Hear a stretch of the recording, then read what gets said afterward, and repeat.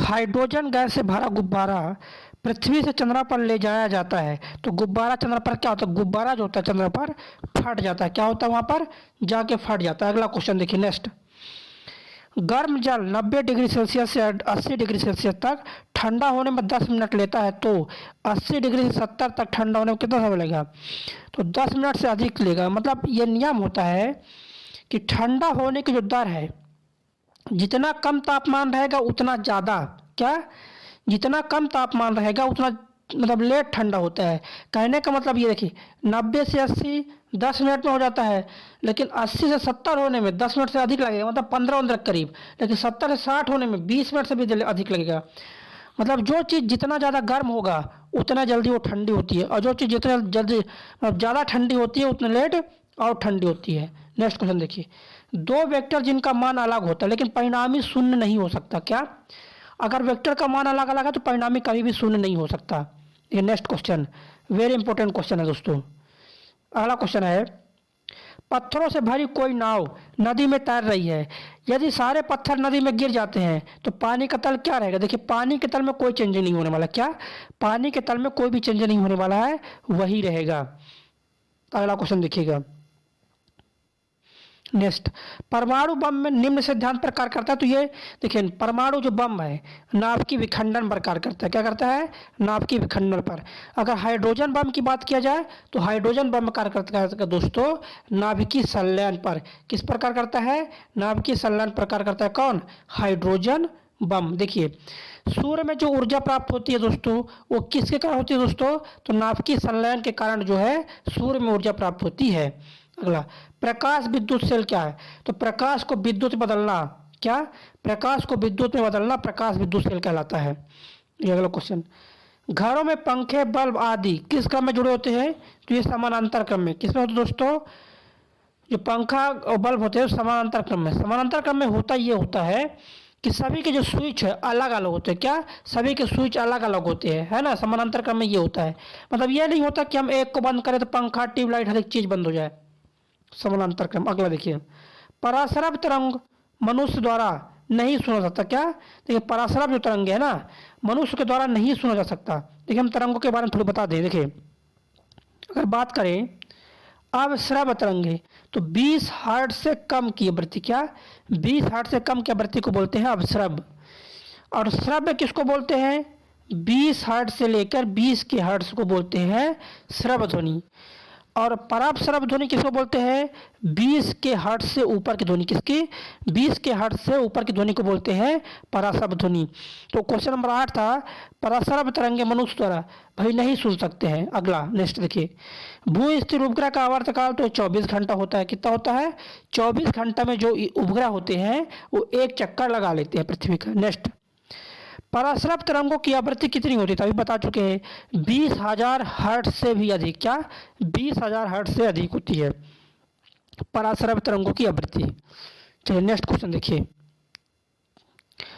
आवृत्ति किसकी इकाई बताइए, आवृत्ति की इकाई। ये क्वेश्चन देखिए इकाई से क्वेश्चन पूछता है तो हम बता दें। इस आवृत्ति की इकाई हो गया हर्ट्ज हो गया, कार्य का हो गया जूल, कार्य ऊर्जा का जूल हो गया, बल का हो गया न्यूटन और डाइन दोनों होता है। क्या होता है, बल का न्यूटन और डाइन दोनों होता है। तो ये प्रकार से इकाई, जैसे दूरी का हो गया मीटर हो गया, विस्थापन का भी मीटर होता है, दूरी विस्थापन दोनों का मीटर होता है। तो ये आपको याद रहना चाहिए। चलिए देखिए, तो ये हो गया। नेक्स्ट क्वेश्चन, 1 किलो चीनी का भार, 1 किलो चीनी का भार समुद्र तल पर सर्वाधिक होगा, क्या, समुद्र तल पर सर्वाधिक होगा। नेक्स्ट क्वेश्चन देखिए, चिकित्सा शास्त्र का जनक किसे बोलते हैं, तो हिप्पोक्रेटिस को बोलते हैं। किसको, हिप्पोक्रेटिस बोलते हैं चिकित्सा शास्त्र का जनक। अगला, लुमेन किसका मात्रक है, तो ज्योति फ्लक्स किसका मात्रक है, लुमेन, तो लुमेन मात्रक है ज्योति फ्लक्स का। अगला, परमाणु क्रमांक कहते हैं, बताइएगा परमाणु क्रमांक। देखिए नाभिक में देखिए जब भी आपको परमाणु क्रमांक ज्ञात करना हो तो प्रोटॉनों की संख्या ज्ञात कर ले। क्या ज्ञात कर ले, प्रोटॉनों की संख्या बराबर परमाणु क्रमांक। और प्रोटॉन और न्यूट्रॉन की संख्या मिला देंगे तो आ जाएगा परमाणु भार आ जाएगा।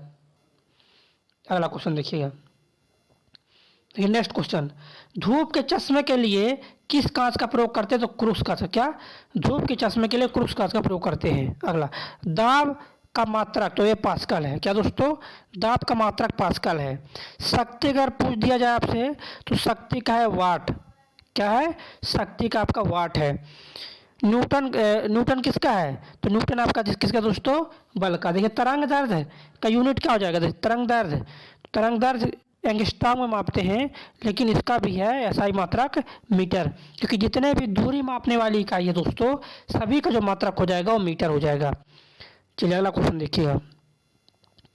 देखिए नेक्स्ट क्वेश्चन दोस्तों, न्यूटन की गति के नियमों के अनुसार कौन सा जो कथन सत्य है? देखिए तो द्वितीय नियम से बल की परिभाषा तो ये सही है। क्या है?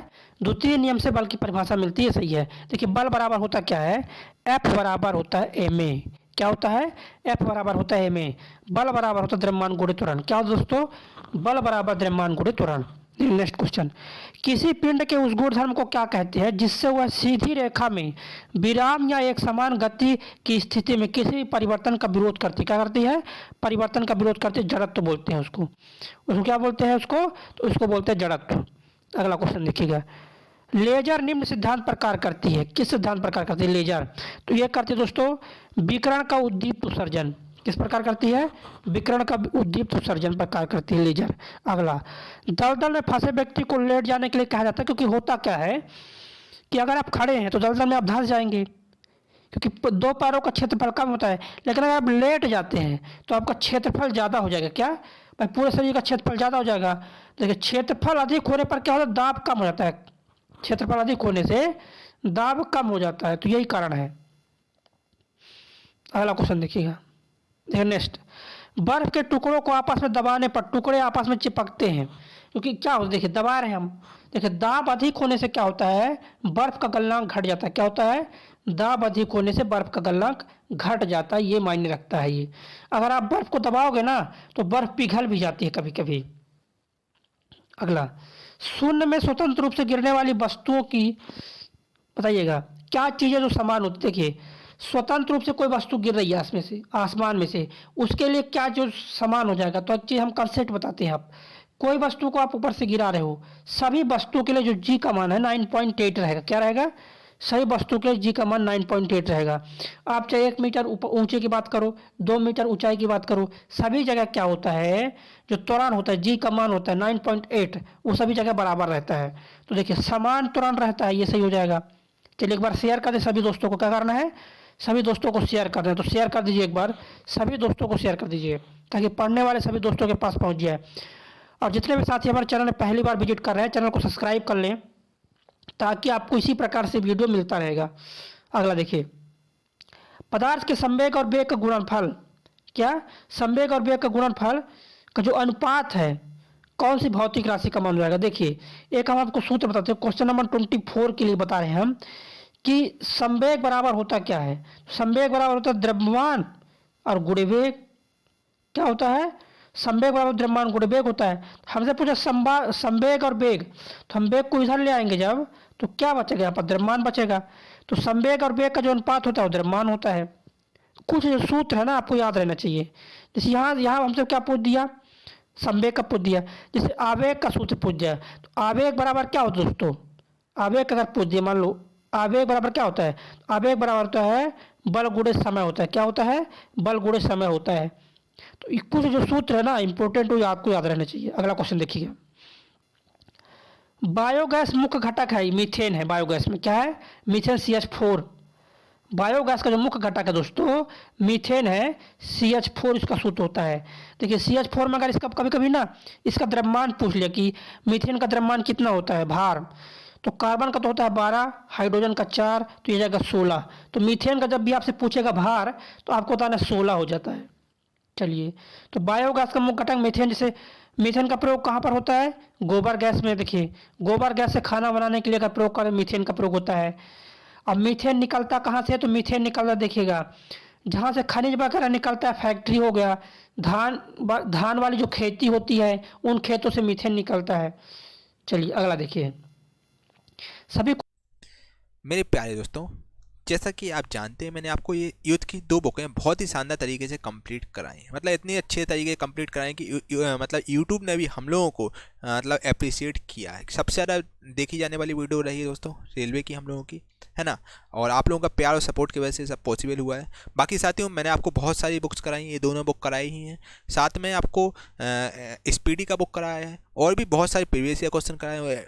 दोस्तों एनटीपीसी के मैंने आपको सारे एनालिसिस कराए थे और भी बहुत सारी बुक्स कराई हैं और दोस्तों जल्दी ही आप लोगों के लिए 3 बुक वगैरह के भी सॉल्यूशन आने वाले हैं। साथियों मैंने एक ई बुक लॉन्च की। बेसिकली यार आप सब बुक करोगे तो भाई पॉसिबल नहीं है, क्योंकि एग्ज़ाम के लिए बहुत कम समय बचा है। बच्चा अब इस एग्ज़ाम में आपको सिलेक्शन हर हाल में लेना है, तो क्यों ना बच्चे कुछ ऐसे क्वेश्चन आप याद करें जो बहुत सिलेक्टेड हो, जो कि बहुत ज़्यादा इंपॉर्टेंट हो, वही करके जाएं आप, है ना। दोस्तों एक ई बुक मैंने लॉन्च की जिसमें ये 10 बुकों का आपको बेसिकली निचोड़ मिलेगा। इन सब बुकों से जितने भी सिमिलर क्वेश्चन हैं जो आपके बार बार पूछे गए हैं, सब बुकों में वही क्वेश्चन हैं, वो आपके सब रखे गए हैं। क्योंकि दोस्तों यार बुक इतनी मार्केट में आ रही है इस समय यार, ग्रुप डी की इतनी बुक हैं बच्चे कि आप बुक गिनते गिनते थक जाओगे, लेकिन आपकी कमी खत्म नहीं, काउंटिंग खत्म नहीं होगी, है ना। बोलते हैं ना भाई बुक्स इतनी मार्केट में है ग्रुप डी की, भर भर की बुक्स है। दोस्तों अब हम गुरु हैं तो हम ही आपको बताएंगे बच्चे आपको कौन सी बुक पढ़नी, कौन कौन सी चीज़ें आपको करनी है। तो बच्चे एक हम लोगों ने आप लोगों के लिए एक जीके प्लस साइंस की, जिसमें आपको कंप्लीट बिल्कुल 45 नंबर का आपका पूरा जुगाड़ रहेगा, ठीक है।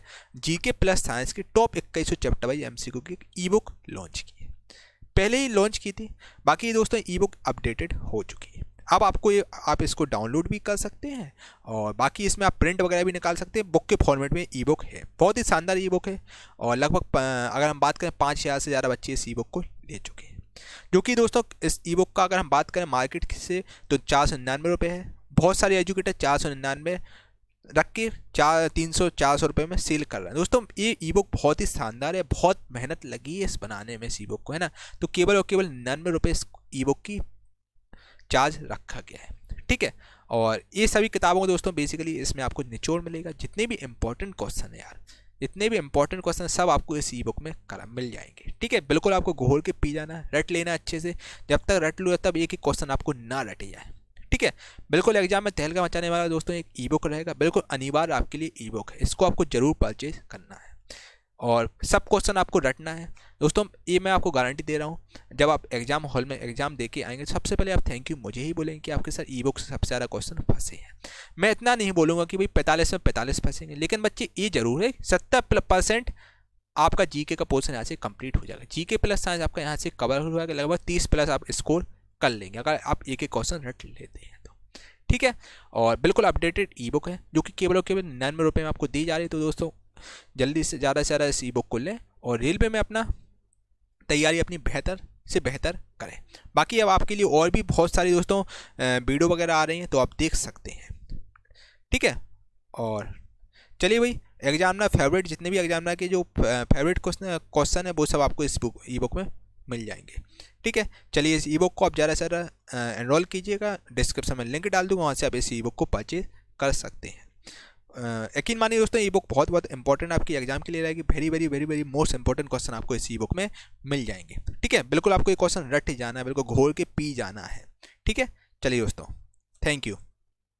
क्वेश्चन इंपॉर्टेंट है, एक भी क्वेश्चन मिस नहीं करना है आपको। देखिए अगला क्वेश्चन, दलदली भूमि से कौन सी गैस निकलती है? मीथेन।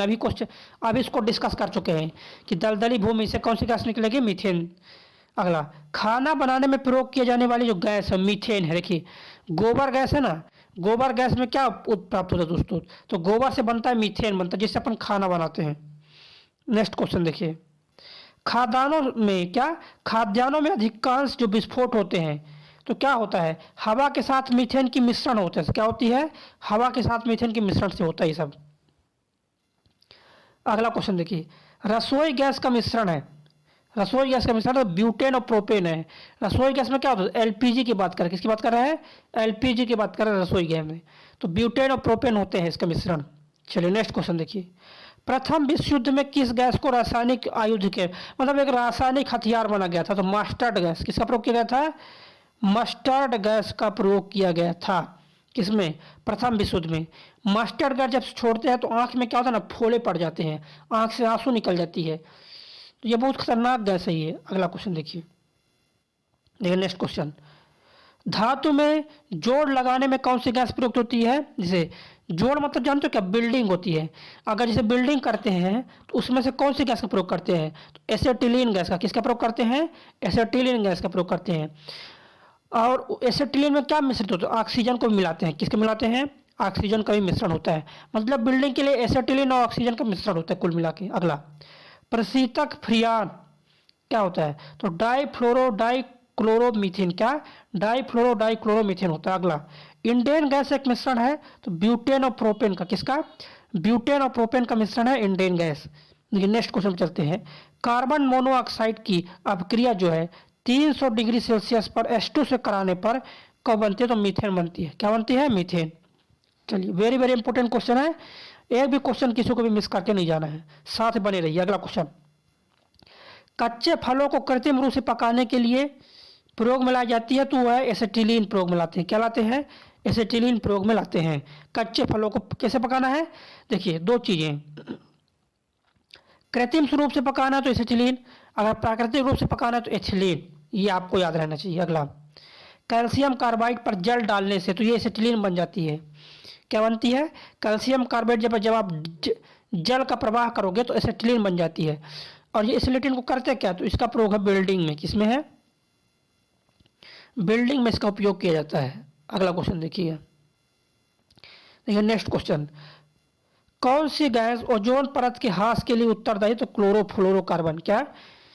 ओजोन परत के ह्रास के लिए उत्तरदायी है क्लोरोफ्लोरोकार्बन। अगला देखिए, बिजली से लगी आग बुझाने में प्रयुक्त होता है, तो पायरीन अग्निशामक। क्या? पायरीन अग्निशामक प्रयोग होता है। अगला, कास्ट स्पिरिट क्या है? क्या दोस्तों? कास्ट स्पिरिट क्या है? तो मिथेल एल्कोहल। क्या? मिथेल एल्कोहल जो होता है कास्ट स्पिरिट बोलते हैं। देखिए कास्ट स्पिरिट का मतलब होता है ना, इसको बोलते हैं लकड़ी वाला स्पिरिट। देखिए एल्कोहल के जो प्रकार, जैसे पीने वाला जो एल्कोहल है उसको बोलते हैं एथिल एल्कोहल, और जो मेथिल एल्कोहल होता है अगर इसको कोई व्यक्ति पी दिया तो भाई उसका किडनी खराब हो जाएगा। क्या हो जाएगा? उसका किडनी खराब हो जाएगा। इसलिए मेथिल एल्कोहल को पीने योग्य एल्कोहल नहीं है मिथिल एल्कोहल। अगला देखिए, शराब में उपस्थित रहता है तो एथिल एल्कोहल। देखिए जो शराब अपन पीते हैं ना उसमें कौन एल्कोहल है? तो एथिल एल्कोहल को पीते हैं शराब के रूप में। नेक्स्ट, अधिक मात्रा में एथाइल एल्कोहल का सेवन करने पर बुरा प्रभाव पड़ेगा, तो लीवर पर। क्या सर? जो लीवर होता है ना, यकृत, ये पूरी तरह से नष्ट हो जाएगा आपका। अगला देखिए, वेरी वेरी इंपॉर्टेंट क्वेश्चन है सभी। देखिए नेक्स्ट क्वेश्चन, उन शराब त्रासदियों में से जिनके परिणाम स्रोत अंधता आदि होती हानिकारक होती है, तो मिथाइल एल्कोहल है। अगला, टिंचर आयोडीन है। देखिए टिंचर आयोडीन है, तो देखिए ये है आयोडीन का एल्कोहलिक विलयन है। क्या है? एल्कोहलिक। नेक्स्ट, विकृतीकरण एल्कोहल पीने के लिए ठीक नहीं। देखिए ठीक नहीं, क्योंकि इसमें क्या होता है? विषैला पदार्थ होता है, इसलिए बोलते हैं विकृतीकरण। जैसे आप मेथिल एल्कोहल को पीने योग्य नहीं बोलोगे, क्यों? उसमें अगर पियोगे तो आपका लीवर जो खराब हो जाएगा पूरी तरह से। पीने योग्य एल्कोहल किसको बोलते हैं? तो पीने योग्य एल्कोहल जो होता है एथिल एल्कोहल को बोलते हैं। अगला क्वेश्चन देखिए, एल्कोहलिक खमीर जो होता है इसका आखिरी उत्पादन क्या होता है? Ethyl alcohol. क्या होता है? Ethyl alcohol. जो खमीर होता है ना उससे बनता है क्या? इथाइल एल्कोहल बनता है। किससे? एल्कोहलिक खमीर से बनता है इथाइल एल्कोहल। अगला देखिए, C2H5OH किसका रासायनिक सूत्र है? तो एथाइल एल्कोहल का। किसका है?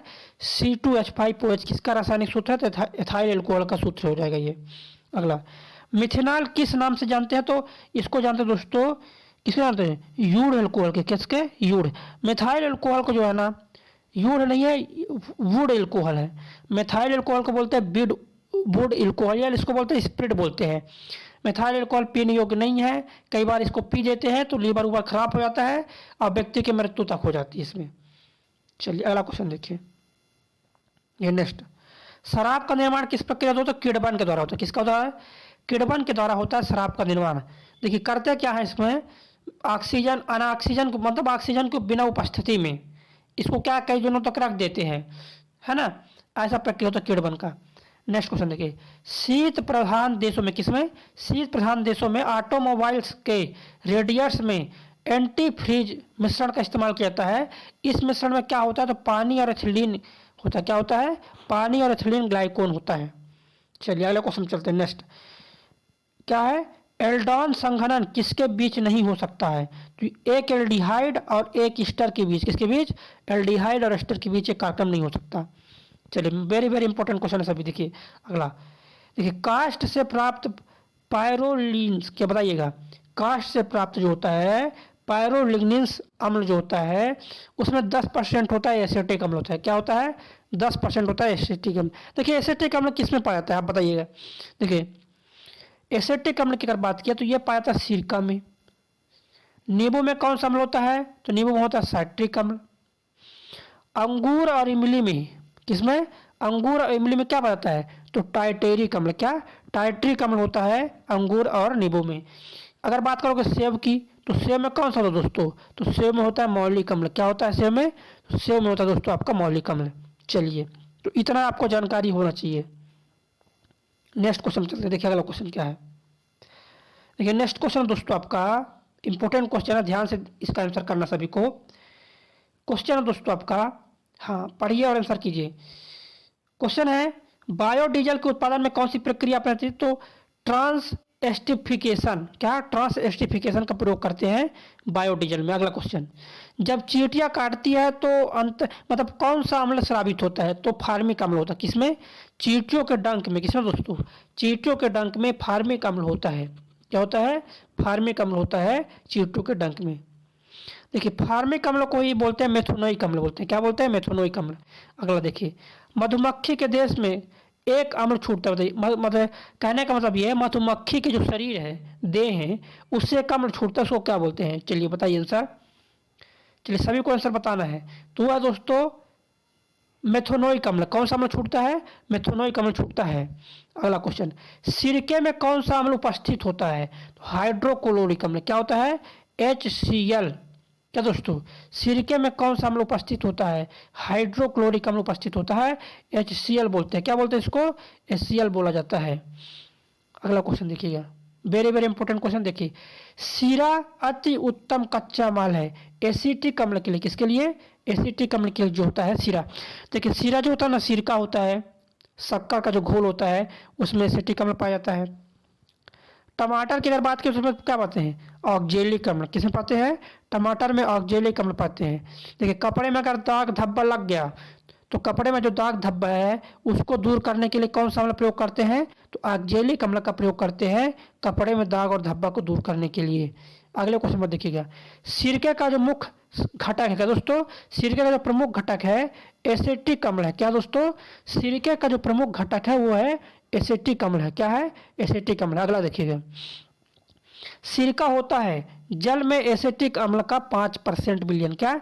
ऐसे सिरका क्या होता है? जल में सिरका में देखिए शक्कर का घोल ही सिरका होता है, उसमें क्या पाते हैं? एसिटिक अम्ल पाते हैं, है ना। तो देखिए कुछ जो अगर सेव में पूछा जाए, अभी पिछले पेपर में पूछा था, सेव में कौन सा अम्ल? तो बताओगे मौलिक अम्ल पाया जाता है सेव में।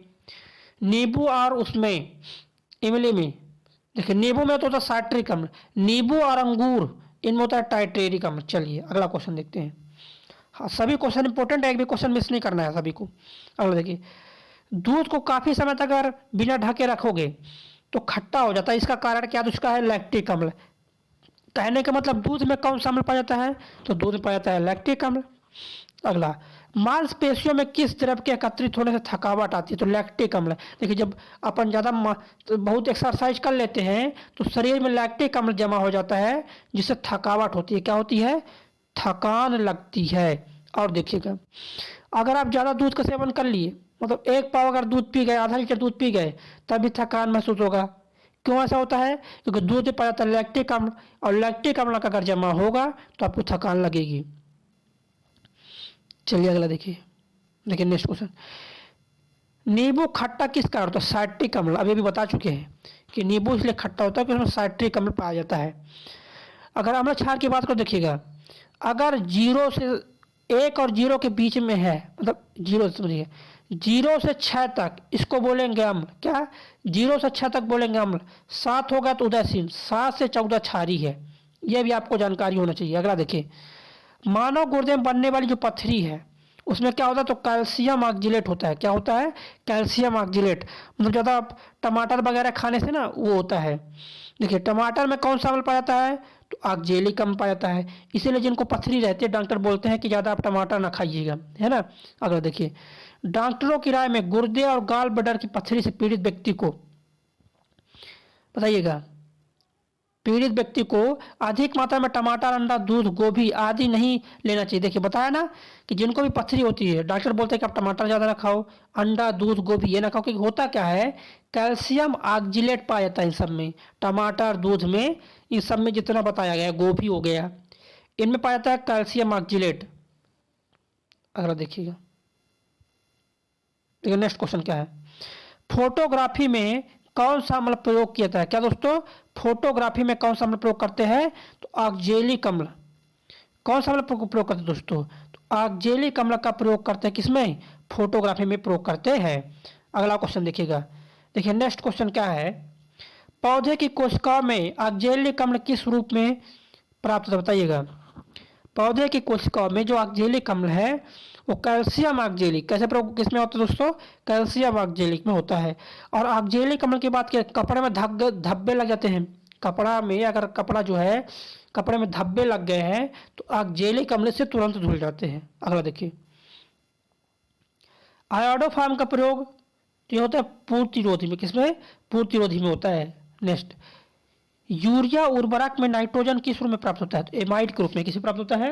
एमाइड के रूप में प्राप्त होता है। नेक्स्ट क्वेश्चन में चलेंगे, यूरिया में नाइट्रोजन का प्रतिशत कितना होता है? 46% होता है। देखिए यूरिया जो होता है ना, यूरिया जो होता है खाद होता है। यूरिया क्या है? तो यूरिया एक खाद है, इसमें जो होता है नाइट्रोजन का परसेंट होता है 46 होता है। और सबसे अच्छा प्रकार के जो मतलब खाद्य पदार्थ होते हैं उनमें क्या होता है?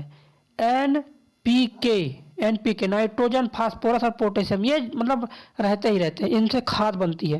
देखिए नेक्स्ट क्वेश्चन की बात की जाए, 70, लव उत्प्रेरक की उपस्थिति में बेंजीन क्लोरीन गैस के साथ प्रतिक्रिया करके क्या बनाता है? तो क्लोरीन क्या बनाता है? क्लोरोबेंजीन बनाता है। नेक्स्ट, रबर उद्योग में बहुलता से प्राप्त होता है तो एनिलीन प्राप्त होता है।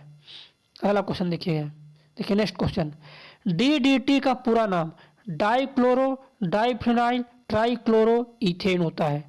73 देखिए अगला, प्रकाश छोटे छोटे कणों से मिलकर बना है जिसे क्या बोलते हैं? उसे बोलते हैं दोस्तों फोटॉन। क्या? प्रकाश जो है छोटे छोटे कणों से मिलकर बना, उसे फोटॉन बोलते हैं। अगला क्वेश्चन देखिएगा, अंतरिक्ष यात्री को बाह्य अंतरिक्ष कैसा दिखा देगा आकाश से? देखिए अंतरिक्ष में क्या होता है ना, अंतरिक्ष में क्या होता है, वायुमंडल नहीं पाया जाता है, कण नहीं पाए जाते हैं। जहाँ पर वायुमंडल नहीं पाया जाता, कण नहीं पाए जाएंगे, वो जो चीज़ें है ना काला दिखाई देगा। इसलिए आपको और ये चीज़ें हैं तो ध्यान रखिए, जहाँ वायुमंडल नहीं है, कण नहीं है, वहाँ पर माध्यम का कोई कण नहीं है तो वो चीज़ काला दिखाई देगा। चलिए अगला क्वेश्चन देखिएगा। देखिए नेक्स्ट क्वेश्चन दोस्तों आपका, अस्त होते समय सूर्य लाल रंग का दिखाई देता है, ये प्रकीर्णन का कारण किसका होता है? अस्त होते समय और सूर्योदय दोनों चीज़ें, उस समय सूर्य क्या होता है? ये दिखाई देता है दोस्तों आपका लाल, यह है प्रकीर्णन कारण। क्या होता है? प्रकीर्णन। मतलब होता क्या है, लाल का जो तरंगदैर्ध्य है, लाल का तरंगदैर्ध्य होता है बहुत ज़्यादा, इसलिए हम दूर से लाल को ही देख पाते हैं। चलिए अगले क्वेश्चन पर चलते हैं। देखिए नेक्स्ट क्वेश्चन, हल्दी के पौधे का खाने योग्य हिस्सा कौन सा? तो प्रकंद है। क्या दोस्तों? हल्दी के खाने योग्य जो हिस्सा है वो आपका प्रकंद है। कौन सा है? प्रकंद है। नेक्स्ट, निम्नलिखित में से कौन सा रूपांतरित तना है? देखिए आलू, आलू तना में आता है। आलू, हल्दी, सलजम, ये है सब तना। गाजर, मूली, ये है जड़ आपका। अगला, भोजपत्र उत्पन्न होता है तो बेटुला की छाल से, किससे होता है? बेटुला की छाल से उत्पन्न होता है भोजपत्र। नेक्स्ट क्वेश्चन देखिए, क्षोभ मंडल शब्द किस वैज्ञानिक ने सबसे पहले प्रयोग किए थे? किसने? के दोस्तों तीसरा द बोर ने किया था क्षोभ मंडल। देखिए सबसे निचली जो परत होते हैं इसको बोलते हैं क्षोभ मंडल। क्या? वायुमंडल के सबसे निचली परत होती है जिसको बोलते हैं क्षोभ मंडल, जिसमें दिनचर्या दिन प्रतिदिन की जो प्रतिक्रिया होती है ये होता है क्षोभ मंडल में ही। चलिए अगला क्वेश्चन देखिएगा, पृथ्वी से वापस होने वाले सौर विकिरण को क्या बोलते हैं? तो पार्थिव विकिरण बोलते हैं। क्या? पार्थिव विकिरण बोलते हैं। चलिए अगला क्वेश्चन देखिएगा। देखिए नेक्स्ट क्वेश्चन आपका, किस प्रकार की जलवायु में पॉड जोल का निर्माण होता है? क्या दोस्तों? किस प्रकार की जलवायु में पॉड जोल का निर्माण होता है? तो ये होता है भूमध्य सागरीय जलवायु में। 81 का हो जाएगा। चलिए अगला क्वेश्चन देखिएगा। देखिए नेक्स्ट क्वेश्चन दोस्तों आपका, रेडियो एक्टिव पदार्थ में से निकलने वाली किरण, तो ये निकलती है अल्फा किरणें, बीटा किरणें और गामा। देखिए तीनों किरणें निकलती है। क्या दोस्तों? अल्फा, बीटा, गामा तीनों किरणें निकलती है। और तीनों किरणों की खोज की अगर पूछ दिया कि अल्फा किरण की खोज किसने, तब बताओगे आप रदरफोर्ड। बीटा किरण की खोज रदरफोर्ड, गामा किरण रदरफोर्ड। तीनों किरणों की जो खोज करता है वो आपके रदरफोर्ड साहब हैं। कौन है? रदरफोर्ड साहब। अगला देखिए, जेम्स चैडविक ने निम्नलिखित में से किसकी खोज की? न्यूट्रॉन की। जेम्स चैडविक ने किसकी खोज की दोस्तों? न्यूट्रॉन की। न्यूट्रॉन कहाँ पाया जाता है? तो न्यूट्रॉन पाया जाता है आपके न्यूक्लियस में, नाभिक में पाया जाता है। किस पाया जाता है? नाभिक में पाया जाता है न्यूट्रॉन। ये चीज़ आप समझिएगा।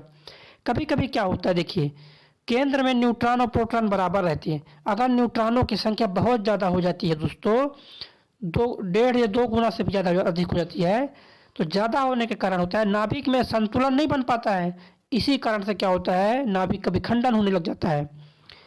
और कभी भी आपको परमाणु क्रमांक ज्ञात करना है तो प्रोटॉन संख्या देख लो, परमाणु द्रव्यमान ज्ञात करना है तो न्यूट्रॉन और प्रोटॉन टोटल कर लो। अगला देखिए, माचिस की तीली के एक सिरे पर लगा जो मसाला होता है तो किसका मिश्रण होता है? तो होता है लाल फास्फोरस और गंधक का। किसका मिश्रण होता है? लाल फास्फोरस और गंधक का मिश्रण होता है। अगला क्वेश्चन देखिएगा, कच्चे फलों को कृत्रिम रूप से पकाने के लिए किस गैस का प्रयोग करते हैं? तो एसिटिलीन गैस का। किस गैस का प्रयोग करते हैं? एसिटिलीन गैस का प्रयोग किया जाता है। अगला क्वेश्चन देखिएगा, वृक्षों की आयु किस प्रकार निर्धारित की जाती है? तो वार्षिक बलियों की संख्या के आधार पर। किस प्रकार करते हैं दोस्तों? वार्षिक बलय की संख्या के आधार पर करते हैं। नेक्स्ट, नेत्रदान में दाता की आंख का कौन सा भाग उपयोग में लाया जाता है? तो रेटिना उपयोग में लाते हैं। ये समझा। अगला क्वेश्चन, साधारण मानव के गुणसूत्रों की संख्या कितना होती है? जो साधारण मानव होते हैं उसमें गुणसूत्रों की संख्या होती है 46। कितना होता है दोस्तों? आपका 46 होता है। देखिए नेक्स्ट क्वेश्चन, मानव शरीर की किस अंग की हड्डी जो सबसे लंबी होती है? क्या? मानव शरीर के किस अंग की जो हड्डी होती है सबसे लंबी होती है? देखिए, जांघ उरु की हड्डी, उस हड्डी का नाम है फीमर। क्या? उस हड्डी का नाम है क्या दोस्तों? फीमर जो हड्डी होती है सबसे लंबी होती है। ये कुछ बेसिक क्वेश्चन है ये। अगला, गाय और भैंस के थनों में दूध उतारने के लिए ऑक्सीटोसिन हार्मोन क्या होता है? ऑक्सीटोसिन हार्मोन का क्या लगाते हैं? सुई लगाते हैं, जिससे क्या होता है, गाय और भैंस में दूध जो है उतरने लग जाता है। देखिए एक बार सब लोग शेयर कर दें। क्या कर दें? सभी लोग शेयर कर दें। अगर अच्छा लग रहा है तो दोस्तों लाइक करें। क्या दोस्तों? अच्छा लग रहा है तो दोस्तों लाइक करें ताकि हमारा मनोबल बढ़े रहे। चलिए अगले क्वेश्चन पर चलते हैं। देखिए नेक्स्ट क्वेश्चन दोस्तों, परखनली शिशु के संबंध में कौन सा कथन सत्य है? तो शिशु का जो परिवर्धन होता है परखनली के अंदर होता है। कहाँ पर होता है शिशु का परिवर्धन? तो शिशु का परिवर्धन होता है परखनली के अंदर। नेक्स्ट क्वेश्चन, मानव शरीर में पसलियों के कितने जोड़े होते हैं? तो 12 जोड़ी होते हैं पसलियों के जोड़े। क्या दोस्तों? 12 जोड़ी होते हैं पसली। नेक्स्ट क्वेश्चन देखिएगा, किस द्रव्य के एकत्रित होने पर मांसपेशियां थकान का अनुभव करने लगती है? तो लैक्टिक अम्ल। देखिए लैक्टिक एसिड के शरीर में जमा होता है जब ना, तो शरीर में थकान होने लग जाती है। ज़्यादा आप एक्सरसाइज कर लिए, लैक्टिक अम्ल का जमा हो गया तो उससे होता है थकान। चलिए अगला क्वेश्चन देखिएगा। देखिए नेक्स्ट क्वेश्चन है दोस्तों आपका, नेक्स्ट क्वेश्चन है, स्तनधारियों में लाल रुधिर कणिकाओं का निर्माण कहाँ होता है? क्या? स्तनधारियों में लाल रुधिर कणिकाओं का निर्माण कहाँ होता है? तो अस्थि मज्जा में होता है। कहाँ पर होता है? अस्थि मज्जा में होता है। वॉशिंग मशीन का कार्य सिद्धांत आधारित है अपकेंद्रण पर। किस पर आधारित है? वॉशिंग मशीन का जो कार्य सिद्धांत होता है अपकेंद्रण पर आधारित होती है। चलिए अगला देखिएगा, न्यून तापमान। क्या दोस्तों? न्यून तापमानों का जो प्रयोग होता है, मतलब कम से कम जो तापमान है उसका प्रयोग कैसे करते हैं? देखिए वो करते हैं अंतरिक्ष यात्रा में, चुंबकीय जो दूरमती होते हैं उनके लिए करते हैं। नेक्स्ट क्वेश्चन देखिए, द्रव बूंद की संकुचित होकर न्यूनतम क्षेत्र, मतलब द्रव जो होता है, जो पानी होता है, कम क्षेत्र क्यों घेरता है? उसका कारण है पृष्ठ तनाव के कारण। किस कारण? पृष्ठ तनाव के कारण। और जो वर्षा की बूंदें होती है वो गोलाकार क्यों होती है? तो वर्षा की बूंदें गोलाकार होने के कारण होता है पृष्ठ तनाव के कारण। किस कारण होता है? पृष्ठ तनाव के कारण होता है वर्षा की बूंदें गोलाकार होती है। अगला देखिएगा, निम्नलिखित में से कौन सी एक सदिश राशि है संवेग? क्या दोस्तों? संवेग एक सदिश राशि है। क्या दोस्तों? संवेग एक सदिश राशि है। अगला देखिए, जब किसी झील की तली से उठकर वायु का बुलबुला ऊपर सतह तक आएगा तो उसका आकार क्या हो जाएगा? तो उसका आकार हो जाता है, बढ़ जाता है। क्या होता है? जो बुलबुला होता है, पानी का बुलबुला होता है, जब ऊपर आता है तो उसका आकार बढ़ने लग जाता है और फिर धीरे धीरे वो फट भी जाता है। चलिए अगला देखिएगा, अल्फा कण के 2 धनावेश होते हैं, इसका द्रव्यमान किसके बराबर होता है? तो ये होता है -10 के बराबर होता है। तो ये देखिएगा, और कुछ चीज़ें होता है जैसे अल्फा, बीटा और गामा के बारे में, 3 चीज़ों के बारे में आप जान लीजिए। देखिए अल्फा, बीटा और गामा तीनों के खोज करता तो रदरफोर्ड साहब है। तीनों की खोजकर्ता कौन है? रदरफोर्ड साहब है। देखिए, अगर हम बात करें दोस्तों इसके भेदन क्षमता की अगर बात करें, तो सबसे ज़्यादा भेदन क्षमता होता है गामा का, फिर बीटा, फिर अल्फा का। सबसे ज़्यादा भेदन क्षमता पूछेगा ना, तो आपको बताना क्या? गामा किरण का भेदन क्षमता सबसे ज़्यादा होता है। अगर बात करें दोस्तों आवृत्ति की बात करें, प्रकीर्णन की बात करें, तो ये सब चीज़ें ना कि भेदन क्षमता, आवृत्ति, प्रकीर्णन, अल्फा बीटा गामा में आपको अंतर पता होनी चाहिए। अल्फा बीटा गामा का जो उत्सर्जन होता है कहाँ से होता है?